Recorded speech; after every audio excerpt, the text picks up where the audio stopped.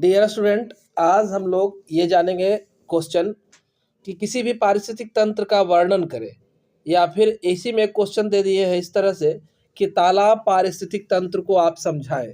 तालाब पारिस्थितिक तंत्र क्या है, इसे हम लोग आज जानेंगे।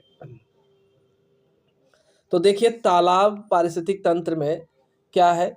कोई भी पारिस्थितिक तंत्र का निर्माण होता है तो उसमें दो घटक तो होना ही होना है ना।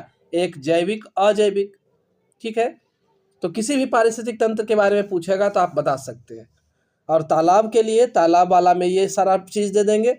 तो इसमें क्या है कि जैविक घटक कौन कौन है तालाब पारिस्थितिक तंत्र के। तो इसमें जैविक घटक दो हो गया, उत्पादक और क्या, उपभोक्ता। तो उत्पादक में आपका कौन हो जाएगा, तालाब के अंदर उत्पादक कौन हो सकता है। तो पादप प्लवक, फाइटोप्लैंक्टन हो सकते हैं, छोटे छोटे माइक्रोस्कोपिक पौधे। शैवाल हो सकते हैं, जैसे कि spirogyra, Volvox, Ulothrix, diatoms, pteridophytes, है ना, जैसे कि एजोला, साल्विनिया। कुछ आवृत बीजी, एंजियोस्पर्म जिसे कहते हैं, लेमना, वुल्फिया, पिस्टिया, ये सब जो है उत्पादक हो सकते हैं तालाब के अंदर। उथले जल वाले हिस्से में आपका मने जहाँ पर गहराई कम है पानी की, वहाँ पर निम्फिया, ट्रापा, जूसिया, ये सब पौधे पाए जा सकते हैं।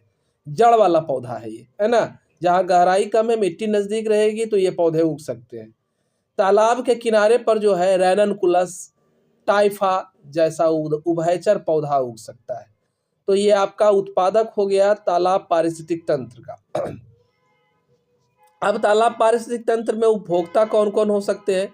तो विभिन्न स्तर के उपभोक्ता हो सकते हैं, जैसे कि प्राथमिक भी हो सकते हैं, द्वितीयक भी और तृतीयक उपभोक्ता भी हो सकते हैं। प्राथमिक उपभोक्ता भाई की कौन कौन होंगे तालाब के अंदर। तो छोटे कीट्स होंगे, कोपीपोड्स होंगे, एनिलिडा, है ना, केचुआ वगैरह, मोलस्का, है ना, घोंगा, तो ये सब होंगे। इसके अलावा अमीबा, टैडपोल, लार्वा आदि जो शाकाहारी है वो सब रह सकते हैं प्रथम श्रेणी के उपभोक्ता में। हम पढ़े ही हैं कि प्रथम श्रेणी के उपभोक्ता कौन होते हैं, सारे शाकाहारी होते हैं। द्वितीय श्रेणी के उपभोक्ता में कौन आएंगे, जो शाकाहारी पर निर्भर है। तो शाकाहारी को खाने वाला भृग हो गया, बीटल, है ना, जिसे कहते हैं, छोटी मछलियाँ हो गई, मेढक हो गया, तो ये द्वितीय श्रेणी के उपभोक्ता हो जाएंगे तालाब में।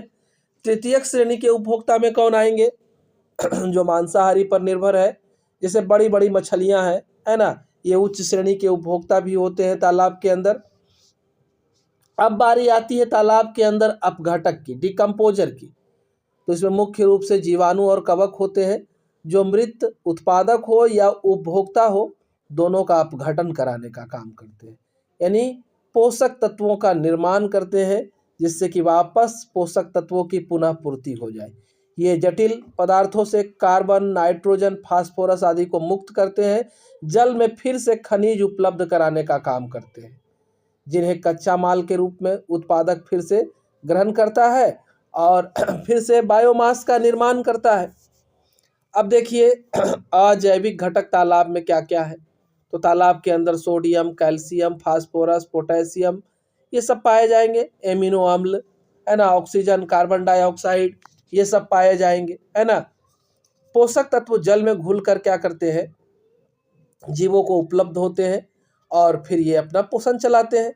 इसके अतिरिक्त जीवन को प्रभावित करने वाला कारक में तालाब के अंदर वहाँ का तापमान, प्रकाश की उपलब्धता, जल किस तरह का है, जल का पीएच मान क्या है ना, जल का रासायनिक संघटक क्या है, तो ये सब भी निर्भर करता है तालाब पारितंत्र के निर्माण में। तो ये आपका तालाब पारितंत्र का पूरा स्क्रीनशॉट आप ले सकते हैं, है ना, जिससे आप लिख सकते हैं इसे पूरा।